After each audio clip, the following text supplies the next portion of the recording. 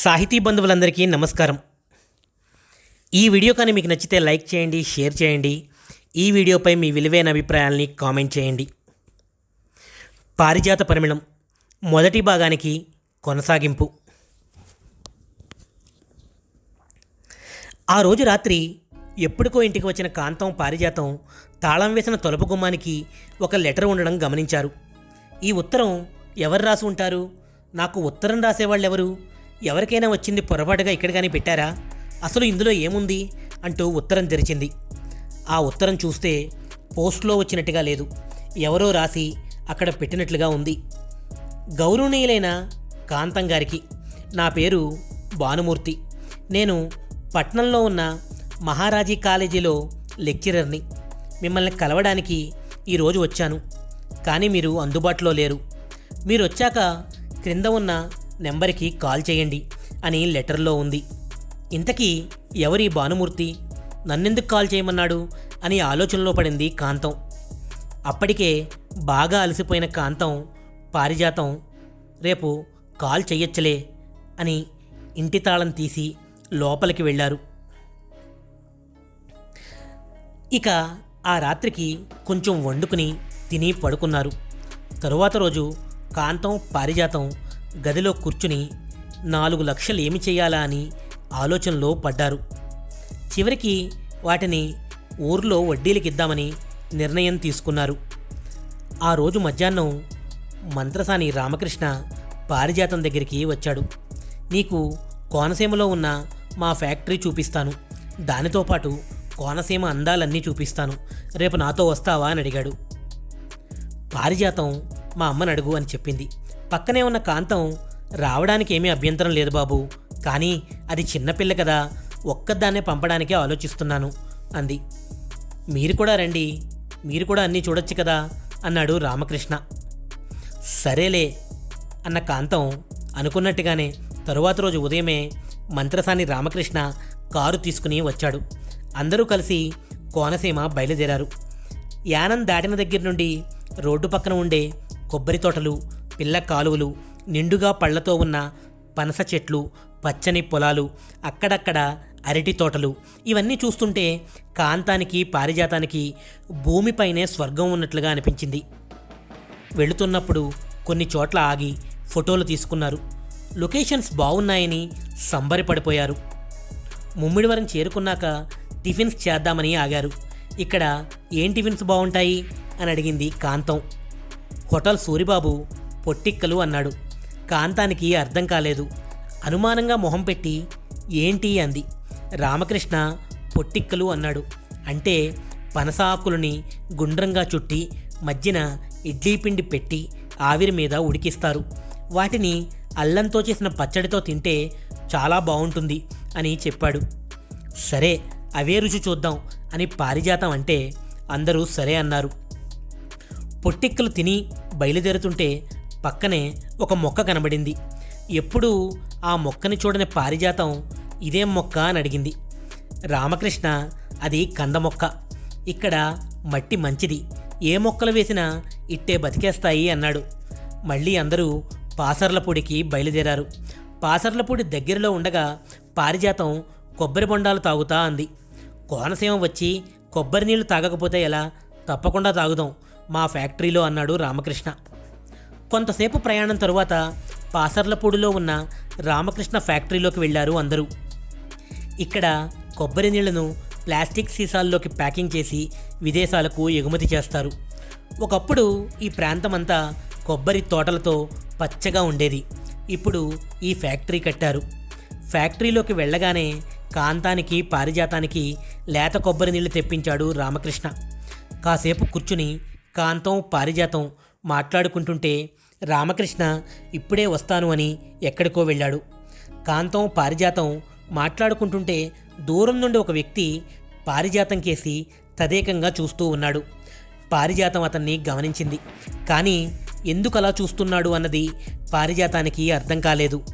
అతను అలా చూడడం పారిజాతానికి కొంచెం ఇబ్బందిగానే ఉంది. తల్లికి అతని గురించి చెబుదామా అని అనుకుంది. కానీ ఈలోపే రామకృష్ణ వచ్చేశాడు. మీరిద్దరూ ఫ్యాక్టరీ చూడండి అని మురుగన్ అని గట్టిగా పిలిచాడు. కొంచెం సేపటి తరువాత పారిజాతం కేసు చూసిన వ్యక్తి అక్కడకు వచ్చాడు. మురుగా, వీళ్ళకి ఫ్యాక్టరీ అంతా బాగా చూపించు, నేను ఇప్పుడే బయటికి వెళ్ళి వస్తాను అని రామకృష్ణ మళ్ళీ బయటికి వెళ్ళిపోయాడు. రామకృష్ణ చెప్పిన మురుగన్ పారిజాతం కేసు చూస్తూ రండి అన్నాడు. కాంతం, పారిజాతం అతని వెంట ఫ్యాక్టరీ చూడడానికి వెళ్ళారు. ముందుగా పెద్ద గుడౌన్ లాంటి దగ్గరకు తీసుకుని వెళ్ళాడు. ఇక్కడకు బయట నుండి కొబ్బరికాయలు లారీలలో వస్తాయి, ఇక్కడ నిల్వ చేస్తాం అని చెప్పి పెద్ద హాల్లా ఉన్న మరో చోటకు తీసుకుని వెళ్ళాడు. అక్కడ ఏవో యంత్రాలు ఉన్నాయి. వాటిని ఉపయోగించి కొబ్బరి నీళ్లను కొబ్బరికాయలలో నుండి ఎలా తీస్తారు, ఎలా ప్యాకింగ్ చేస్తారు అన్నీ వివరించాడు. మధ్య మధ్యలో పారిజాతం కేసు చూస్తూ ఉన్నాడు. అతను మాట్లాడేటప్పుడు కూడా కాంతం కేసు చూడకుండా పారిజాతం కేసే చూస్తున్నాడు. అప్పుడే కాంతం, పారిజాతం ఊహించని ఒక సంఘటన జరిగింది. మురుగన్ పారిజాతానికి ఎదురుగా వచ్చి మిమ్మల్ని ఒకటి అడగచ్చా అని అడిగాడు. ఏంటి అడగండి, అనుమానంతో కూడిన భయంతో అంది పారిజాతం. మీకు అభ్యంతరం లేకపోతే మిమ్మల్ని చెల్లి అని పిలవవచ్చా అన్నాడు మురుగన్. అదేంటి, ఆ మాత్రం దానికి అభ్యంతరం ఏముంటుంది బాబు అంది కాంతం. అయినా నాలాంటి అందమైన అమ్మాయి కనబడితే వెనుక తిరిగే అబ్బాయిలను చూశాను, కానీ మీరేంటి ఇలా చెల్లి అంటాను అని అంటారు అని అడిగింది పారిజాతం. మీకు కడలూరు తెలుసా అని అడిగాడు మురుగన్. కాంతం పారిజాతం చెప్పే సమాధానం కోసం చూడకుండా మళ్ళీ చెప్పడం ప్రారంభించాడు. కడలూరు తమిళనాడులో ఉంది, మాది ఆ ఊరే. నేను ఈ ఫ్యాక్టరీలో టెక్నీషియన్గా పనిచేస్తున్నాను. మా అమ్మ నాన్న కడలూరులోనే ఉంటారు. మాది ఒక అందమైన మధ్యతరగతి కుటుంబం. నేను, చెల్లి, అమ్మ, నాన్న, ఒక చిన్న ఇల్లు. ఇంటి బయటకు వచ్చి చూస్తే కనబడే సముద్రం, రాత్రిళ్ళు వినబడే ఆ సాగర ఘోష, సెలవుల్లో ఆ సముద్రం ఒడ్డున ఇసుక తిన్నెలలో గడిపిన క్షణాలు అన్నీ ఎన్నో మధుర జ్ఞాపకాలు. నాన్న స్కూల్ టీచర్గా పనిచేసేవారు. ఎంతో సంతోషంగా ఉన్న మా జీవితాలలో అనుకోని విషాదం మా చెల్లి మాకు దూరం అవ్వడం. ఆ రోజు డిసెంబర్ 26, 2004 ఒక్కసారిగా సముద్రానికి కోపం వచ్చినట్లుగా కెరటాలు ఎగిసిపడ్డాయి. దానినే సునామీ అన్నారు. ఈ సునామీలో 8,000 మంది చనిపోయారు. కొంతమంది కనబడకుండా పోయారు. వారిలో నా చెల్లి కూడా ఉంది. దేవుడి దయ వలన అమ్మా నాన్నకు ఏం కాలేదు. నాకు ఎంతో ఇష్టమైన చెల్లి అలా దూరం అయ్యింది. చెల్లి కూడా నీలాగే ఉంటుంది. అందుకే నిన్ను చూడగానే చెల్లిని చూసినట్టు అనిపించింది. అందుకే నిన్ను అలా అడిగాను అని చెమర్చిన కళ్ళతో చెప్పాడు. మురుగన్ మాటలు విన్న కాంతం, పారిజాతం బాగా ఎమోషనల్ అయ్యారు. కాంతం ఇలాంటి కష్టం ఎవరికీ రాకూడదు అని కళ్ళు తుడుచుకుంది.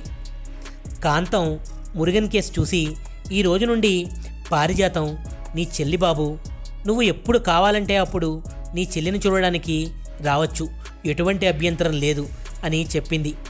కాంతం మాటలు విన్న మురుగన్ చాలా సంతోషించాడు. తరువాత ఇంకా తన చిన్నతనం గురించి, కుటుంబం గురించి చెబుతూ మిగిలిన ఫ్యాక్టరీ అంతా చూపించాడు. ఆ కొద్ది సమయంలోనే కాంతం, పారిజాతం మురుగన్కి బాగా దగ్గరయ్యారు. ఆ మాటల్లో కాంతం తన మనసులో మాట బయటపెట్టింది. బాబూ, మా అమ్మాయిని మీ ఓనర్ రామకృష్ణకిచ్చి పెళ్లి చేద్దామనుకుంటున్నాను. అబ్బాయి ఎలాంటివాడు అని అడిగింది. కాంతం మాట విన్న మురుగన్ అయోమయంగా మొహం పెట్టాడు. అదేంటి, రామకృష్ణ గారికి ఆల్రెడీ పెళ్ళైపోయింది, ఆయనకు 2 ఆడపిల్లలు కూడా కదా అన్నాడు. మురుగన్ మాటలు విన్న కాంతం, అప్పటి వరకు ఎప్పుడు రామకృష్ణను ఈ విషయం గురించి అడగకపోవడం నా తప్పే. మేమే పొరపాటు పడి ఆశలు పెంచుకున్నాం. అయినా పెళ్ళి అయిపోతే రామకృష్ణ ఎందుకు మరి మా పారిజాతానికి దగ్గరగా ఉంటున్నాడు, కలవడానికి ఎక్కువగా వస్తున్నాడు? అయినా కారు అద్దాలే పూర్తిగా దింపి మనుషులతో మాట్లాడిన వాళ్ళు చలువు కళ్ళ అద్దాలు తీసి మాలాంటి పేదవాళ్లతో మాట్లాడుతున్నారంటేనే ఏదో దురుద్దేశం ఉందని గ్రహించకపోవడం మా తప్పే అని కాంతం బాధపడింది. కాంతం మాటలు విన్న మురుగన్, బాధపడకండి, మీకు తెలియదు కదా, రామకృష్ణ గారి చేతిలో ఎంతోమంది ఆడపిల్లలు మోసపోయారు. దేవుడి దయ వల్ల మీరు ముందుగానే తెలుసుకోగలిగారు. ఇప్పటికైనా జాగ్రత్తగా అతనికి దూరంగా ఉండండి అన్నాడు. కాంతం, దూరంగా ఉండడం కాదు, ఇలాంటి వాడికి బుద్ధి వచ్చేలా చేస్తాను, కాంతం అంటే ఏంటో చూపిస్తాను అని శపథం చేసింది. అంటే ఏం చేస్తావమ్మా అని అడిగింది పారిజాతం. అన్నీ చెప్తా, ప్రస్తుతానికైతే నువ్వు ఎప్పటిలాగే అతనితో ఉండు అని చెప్పింది. మురుగన్, చెల్లి, నేను ఈ విషయం మీకు చెప్పినట్లు రామకృష్ణ గారికి తెలియకూడదు. తెలిసిందంటే నా ఉద్యోగం పోతుంది, నేను నా కుటుంబం రోడ్డున పడతాం అన్నాడు. వెంటనే కాంతం, ఈ విషయం మన ముగ్గురు మధ్యనే ఉంటుంది, నాది హామీ అని మురుగన్కి చెప్పింది. ఈలోపు రామకృష్ణ వచ్చాడు. ఫ్యాక్టరీ అంతా చూపించావా మురుగన్ అని అడిగాడు. చూపించాను సార్ అన్నాడు మురుగన్.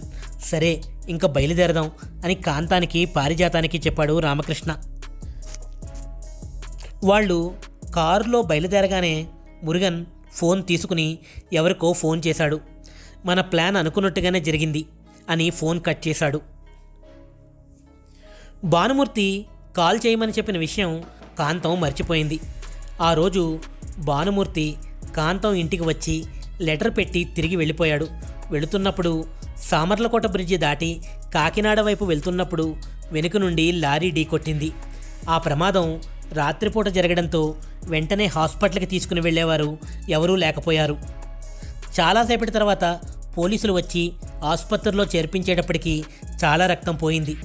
డాక్టర్లు కృషి వలన ప్రాణం నిలబడింది. కానీ భానుమూర్తి కోమాలో ఉన్నాడు. అసలు భానుమూర్తి కాంతం దగ్గరికి ఎందుకు వచ్చాడు? రామకృష్ణ ఫ్యాక్టరీ నుండి తిరిగి బయలుదేరిన కాంతం, పారిజాతం రామకృష్ణతో మాట్లాడుతున్నారు. కానీ ఆ మాటలు ఇంతకు ముందులా మనసులో నుండి రావడం లేదు. పారిజాతం అమ్మ మీద ఉన్న ప్రేమతో, భయంతో కాంతం చెప్పినట్లుగా చేస్తూ ఉంది. కానీ పారిజాతం మనసులో ఉన్నది ఎవరు అనేది కాంతం తెలుసుకునే ప్రయత్నం ఎప్పుడూ చేయలేదు. చిన్నతనం నుండి మగతోడు లేకపోయినా ఎంతో ప్రేమగా పెంచిన తల్లి అంటే పారిజాతానికి ప్రాణం. తల్లి చెప్పేది తప్పైనా ఒప్పైనా తల్లి మాట వినాలి అని పారిజాతం ఎప్పుడో నిర్ణయించుకుంది. అందుకే తన మనసులో ఉన్న మాట కూడా ఎప్పుడూ చెప్పే ప్రయత్నం చేయలేదు. ఊర్లోకి అక్కాబావలను చూడడానికి బండారులంక నుండి వచ్చిన రామాలయం పూజారి గారి బావమరిది భాస్కరం తిరిగి బయలుదేరి బండారులంక వెళ్ళిపోదాం అనుకున్నాడు. కానీ రామాలయం పూజారి గారు, ఇక్కడే ఉండు, నీకు ఒక గుడి ఇప్పిస్తాను, నాకు సహాయంగా ఉంటావు అని అనడంతో ఇక్కడే ఉండిపోయాడు. ప్రస్తుతం తన బావగారైన రామాలయం పూజారి గారికి సహాయంగా ఉంటున్నాడు. బండారులంకలో ఒంటరిగా ఉంటున్న భాస్కరం తన అక్క బావ మాట కాదు అనలేకపోయాడు. ప్రతిరోజు గుళ్ళో పూజ చేయడానికి అవసరమైన పూజా ద్రవ్యాలు తీసుకురావడం, పూజ అయిపోయాక కొంతమంది భక్తులకి ప్రసాదాలు ఇంటికి తీసుకువెళ్ళి ఇవ్వడం వంటి వాటిలో సహాయంగా ఉంటున్నాడు. స్వతహాగా భాస్కరం మంచి మాటకారవ్వడంతో తక్కువ కాలంలోనే ఊళ్ళో మంచి పరిచయాలే ఏర్పడ్డాయి. వారం వారం రామాలయంలో పూజ చేయించుకునే కాంతానికి భాస్కరం అప్పుడప్పుడు తీసుకెళ్లి ప్రసాదం ఇచ్చేవాడు. అలాంటి సందర్భాలలో భాస్కరంతో పరిచయం పెంచుకున్న పారిజాతం అతనిపై ఉన్న ఇష్టాన్ని తన మనసులోనే ఉంచుకుంది. భాస్కరాన్ని ఇష్టపడిన తనతో 7 అడుగులు నడవడం అసాధ్యమని తనకు తెలుసు. తన తల్లి మనసులో ఎప్పుడూ తనని ఒక ఉన్నతమైన కుటుంబానికి పంపాలనే ఉంటుంది. అంతేకాదు, తన మనసులో మాట తనకి తెలిసిన పరిస్థితులు ఎలా ఉంటాయో తాను ఊహించుకోగలదు. పాసర్లపూడి నుండి వచ్చిన తరువాత రోజు కాంతం భానుమూర్తికి ఫోన్ చేద్దామని ఆ లెటర్ కోసం వెతికింది. ఆ నెంబర్ తీసుకుని ఫోన్ చేసింది. కానీ భానుమూర్తికి ప్రమాదం జరిగిందని, ప్రస్తుతం కోమాలో ఉన్నాడని ఫోన్ లిఫ్ట్ చేసిన వాళ్ళు చెప్పారు. కాంతానికి భానుమూర్తి ఎందుకు కాల్ చేయమన్నాడు అనేది ఒక జవాబు దొరకని ప్రశ్నగా మిగిలిపోయింది. ఈ ప్రశ్నకు కాలమే సమాధానం చెప్పాలి. రామకృష్ణ ఓ రోజు తన పుట్టినరోజు ఉంది, పార్టీకి రమ్మనమని ఆహ్వానించాడు పారిజాతాన్ని, కాంతాన్ని. కాంతం రాలేము అని చెబుదామా అని అనుకుంది. కానీ రామకృష్ణ మనసులో ఏముందో తెలుసుకోవాలి. అంతేకాదు, ఈ పార్టీకి రామకృష్ణ కుటుంబ సభ్యులు వస్తే రామకృష్ణ భార్యను కూడా చూడొచ్చు అని, వస్తాము అని చెప్పింది. రామకృష్ణ పుట్టినరోజు వేడుకలు వాళ్ళ మామిడి తోటలో ఏర్పాటు చేశారు. మామిడి తోట చాలా పెద్దది. మామిడి తోట చుట్టూరా పెద్ద ప్రహారీ గోడ ఉంది. తోటలోకి వచ్చే ఎంట్రన్స్లో పెద్ద గేట్లు ఉన్నాయి. పక్కనే వాచ్మెన్ నించుని 24 గంటలు ఈ తోటకు కాపలా కాస్తూ ఉంటాడు. లోపల రామకృష్ణ గెస్ట్ హౌస్ కూడా ఉంది. వారాంతరాలలో రామకృష్ణ ఇక్కడకు తన స్నేహితులతో వచ్చి మందు పార్టీ కూడా చేసుకుంటూ ఉంటాడు. పార్టీకి చాలా వైభవంగా ఏర్పాట్లు చేశారు. ఈ పార్టీకి రామకృష్ణ స్నేహితులు, కుటుంబ సభ్యులు అందరూ వచ్చారు. పాసర్లపూటి ఫ్యాక్టరీలో పనిచేసే కొంతమంది స్టాఫ్ కూడా వచ్చారు. వారిలో మురుగన్ కూడా ఉన్నాడు.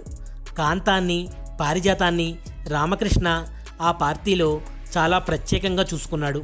కుటుంబ సభ్యులను పరిచయం చేశాడు. కాంతం కళ్ళు మాత్రం రామకృష్ణ భార్య ఎక్కడా అని వెతుకుతూనే ఉన్నాయి. రామకృష్ణ భార్య గురించి ఎవరిని అడిగి తెలుసుకోవాలి? ఈ పార్టీకి భార్యను తీసుకురాలేదా? కనీసం తన పిల్లలనైనా తీసుకురావాలి కదా అని తన మనసులోనే అనుకుంది. రామకృష్ణ అమ్మా నాన్న అందరూ వచ్చారు కదా, మరి భార్య ఎక్కడ ఉంది అని ఆలోచిస్తూనే ఉంది. పార్టీ జరుగుతున్న సందర్భంలోనే ఆ తోటలో కుడివైపున ఉన్న గెస్ట్ హౌస్లో మురుగన్ ఒక పక్కగా నించున్నాడు. సోఫాలో కూర్చుని ఉన్న ఒక ఆమె మురుగన్తో మాట్లాడుతుంది. పార్టీ అంతా అయిపోయింది, కానీ కాంతం సందేహాలు తీరలేదు. పైగా కొత్త సందేహాలు కాంతం మనసులో పుట్టాయి.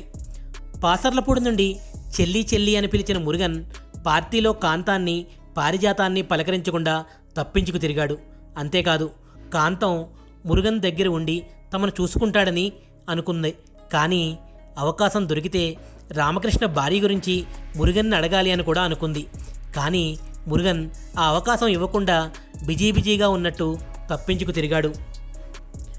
మురుగన్ ఎందుకు ఇలా చేశాడు అనేది కాంతానికి అర్థం కాలేదు. పారిజాతం మాత్రం ఇవేమీ పట్టించుకోకుండా తన లోకంలో తానుంది. కేవలం తల్లి చెప్పింది కాబట్టి మాత్రమే ఈ పార్టీకి వచ్చింది. పార్టీ అయిపోయాక రామకృష్ణ కారు డ్రైవర్ని పిలిచాడు. కాంతాన్ని, పారిజాతాన్ని ఇంటి దగ్గర దింపమని చెప్పాడు. పారిజాతం ఈ మధ్యకాలంలో ఎక్కువగా గుడికి వెళ్తూ ఉంది. మనసు బాగోలేదేమో, ప్రశాంతత కోసం అనుకుంది కాంతం. కానీ పారిజాతం పూజారి గారి బావమరిది భాస్కరం కోసమే గుడికి వెళ్తుందని తెలుసుకోలేకపోయింది. ఊళ్ళోకి ఏదో సినిమా షూటింగ్ కోసం చెన్నై నుండి కొంతమంది వచ్చారు. వీరిలో నల్లగా పొట్టిగా ఉన్న వేణు అనే ప్రొడక్షన్ మేనేజర్ ఉన్నాడు. ఎవరితో అయినా ఇట్టే కలిసిపోగల వేణు ఎప్పుడూ నవ్విస్తూ ఉంటాడు. సినిమా వాళ్ళకు కావాల్సిన భోజన సదుపాయాల కోసం కాంతం దగ్గరికి వచ్చాడు వేణు. అరవం మిక్స్ అయిన తెలుగులో మాట్లాడే ఇతను కాంతాన్ని ఇక్కడ షూటింగ్ ఉన్నన్ని రోజులు 3 పూటలా వండి పెట్టమని అడ్వాన్స్ ఇచ్చాడు. రామకృష్ణ ఈ మధ్యన పారిజాతం దగ్గరికి రావడం తగ్గించాడు. కారణం ఏమై ఉంటుంది అనుకున్న కాంతానికి ఆ రోజే సమాధానం దొరికింది. రామకృష్ణ కారు డ్రైవర్ సాయంత్రం కాంతం హోటల్కు వచ్చాడు. అతన్ని చూసి గుర్తుపట్టిన కాంతం, మీ రామకృష్ణ సార్ రావడం లేదేమిటి అని అడిగింది. మీకు తెలియదా, మా సార్కి పెళ్ళి కదా, పెళ్లి పనుల్లో బిజీగా ఉన్నారు అన్నాడు. రామకృష్ణకు పెళ్ళా అంటే మురుగన్ గాడు అంత అబద్ధం చెప్పాడన్నమాట. ఈ మురుగన్ గాడి మాటలు వినడం వల్ల బంగారు కోడి పుంజు లాంటి రామకృష్ణ నా చేతుల్లో నుండి జారిపోయాడు. కోట్ల రూపాయల ఆస్తి వదులుకోవాల్సి వచ్చింది. మురుగన్కి అబద్ధం చెప్పవలసిన అవసరం ఎందుకొచ్చింది అని ఆలోచించసాగింది. రామకృష్ణ తల్లి సావిత్రమ్మ. వ్యాపార వ్యవహారాలు, కుటుంబ వ్యవహారాలు పేరుకే మంత్రసాని రాంబాబు రామకృష్ణ తండ్రి గారి పేరు మీద జరుగుతాయి. కానీ వాస్తవానికి అన్నీ నడిపించేది సావిత్రమ్మ గారే. ఎక్కడ ఏ ఆస్తులు ఉన్నాయి, ఎక్కడ ఏ వ్యాపారాలు ఉన్నాయి, వాటి లాభ నష్టాలు ఎంత అనే అంశాలన్నీ సావిత్రమ్మ గారి నాలుక మీద ఉంటాయి. అకౌంట్స్ బుక్స్ని వాసన చూసి తేడాలు ఎక్కడ ఉన్నాయో చెప్పేసేటంతటి సమర్థురాలు. ఏదైనా ఆమె అనుకున్నది అంటే అది అయ్యి తీరాలి, లేదంటే ఎంతకైనా తెగిస్తుంది. అందుకే సావిత్రమ్మ గారిని లేడీ డాన్ అని పిలుస్తూ ఉంటారు ఆమె గురించి తెలిసిన వాళ్ళంతా. రామకృష్ణ ఈ మధ్యకాలంలో పారిజాతానికి దగ్గరవుతున్నాడని వేగుల ద్వారా మొదట తెలుసుకున్నది సావిత్రమ్మ గారే. రామకృష్ణకు ఎప్పుడో నచ్చ చెప్పింది పారిజాతానికి దూరంగా ఉండమని. కానీ రామకృష్ణ ఏమీ సమాధానం చెప్పకుండా వెళ్ళిపోయాడు. తరువాత పారిజాతాన్ని, కాంతాన్ని తీసుకుని పాసర్లపూడి వెళుతున్నాడని తెలిసినప్పుడు మురుగన్ ద్వారా కథ నడిపించింది సావిత్రమ్మ గారే. రామకృష్ణ పుట్టినరోజు నాడు గెస్ట్ హౌస్లో మురుగన్తో మాట్లాడింది కూడా సావిత్రమ్మ గారే. పుట్టినరోజు పార్టీ తరువాత రోజు మంత్రసాని రాంబాబు గారు తన గదిలో కూర్చుని రామకృష్ణను పిలిచారు. కృష్ణ, ప్రస్తుతం పరిస్థితులన్నీ నీకు తెలుసు. నీ పెళ్లి కోసం నేను, మీ అమ్మ ఎన్నో ఆశలు పెట్టుకున్నాం. అలాగే శ్రీవల్లి వాళ్ళ కుటుంబం కూడా నిన్నే నమ్ముకుంది అన్న విషయం నీకు తెలుసు. కానీ నువ్వు మా మాట కాదని ఎవరినో పెళ్లి చేసుకోవాలని చూస్తున్నావు అని మాకు తెలిసింది. ఇప్పటికైనా నీ పద్ధతి మార్చుకో అని మందలించారు. భానుమూర్తి ఇంకా కోమాలోనే ఉన్నాడు. ఆయన ఎప్పుడు కోలుకుని స్పృహలోకి వస్తాడా అని ఆయన కుటుంబ సభ్యులు, కాంతం కూడా ఎదురుచూస్తూ ఉన్నారు. ప్రొడక్షన్ మేనేజర్ వేణు ఊర్లో షూటింగ్కి కావలసిన ఏర్పాట్లు చేస్తూ ఉన్నాడు. రోజు అక్క అక్క అంటూ కాంతం దగ్గరికి వచ్చి సినిమా వాళ్ళ గురించి కబుర్లు చెప్తున్నాడు. ఓ రోజు ఈ సినిమా ప్రొడక్షన్ మేనేజర్ వేణు కాంతానికి ఎప్పుడూ లేని ఒక కొత్త ఆశను పుట్టించాడు. అక్క, నువ్వు పారిజాతాన్ని సినిమాల్లోకి తీసుకొచ్చావంటే నీకు డబ్బే డబ్బు. నీ జీవితం మొత్తం సెట్ అయిపోతుంది. నాకు సినిమా రంగంలో తెలియని వాళ్ళు ఎవరూ లేరు. నువ్వు పారిజాతం కలిసి చెన్నై వచ్చేయండి, అంతా నేనే చూసుకుంటాను అన్నాడు వేణు. కాంతానికి ఎక్కడో కొంచెం ఆశ కలిగింది. కూతురును సినిమాల్లోకి తీసుకువెళ్తే తప్పేముంది? ఆ సినిమా హీరోయిన్ల కన్నా నా కూతురు అందంగానే ఉంటుంది. సరే తమ్ముడు, ఆలోచించి రేపు చెప్తాను అని వేణుకు చెప్పింది కాంతం.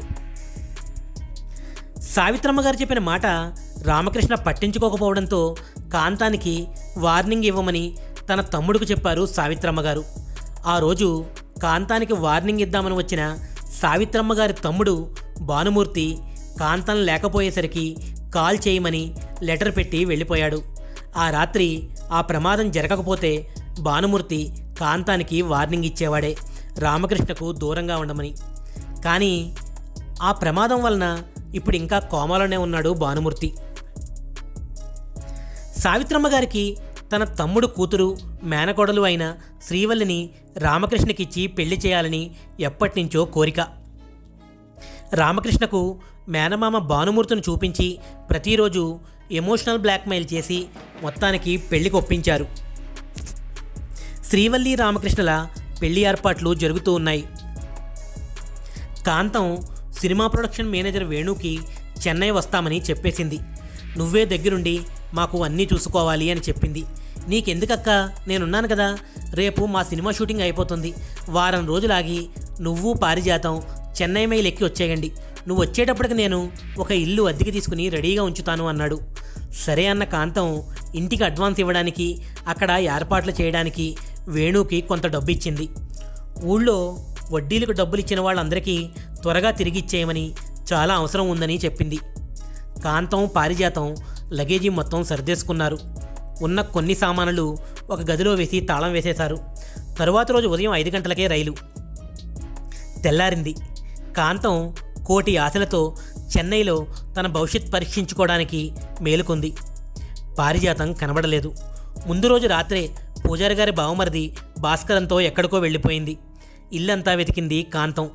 ఊళ్ళో వాళ్ళకి తెలిస్తే మళ్ళీ లేచిపోయిందంటారు. తనకు తెలుసు. అందుకే తెల్లవారేలోగా పారిజాతాన్ని తీసుకురావాలి అనుకుంది. తనకు తెలుసు పారిజాతం ఖచ్చితంగా రామకృష్ణతోనే వెళ్ళిపోయింది అనుకుంది. రామకృష్ణ ఇంటికి బయలుదేరింది. అక్కడ రామకృష్ణ పెళ్లి చేసుకుంటున్నాడు. కళ్యాణ మండపంలో శ్రీవల్లి, రామకృష్ణ ఉన్నారు. కాంతానికి అసలు అర్థం కాలేదు. తన కూతురు ఎక్కడికి వెళ్ళిందో, ఎవరితో వెళ్ళిందో.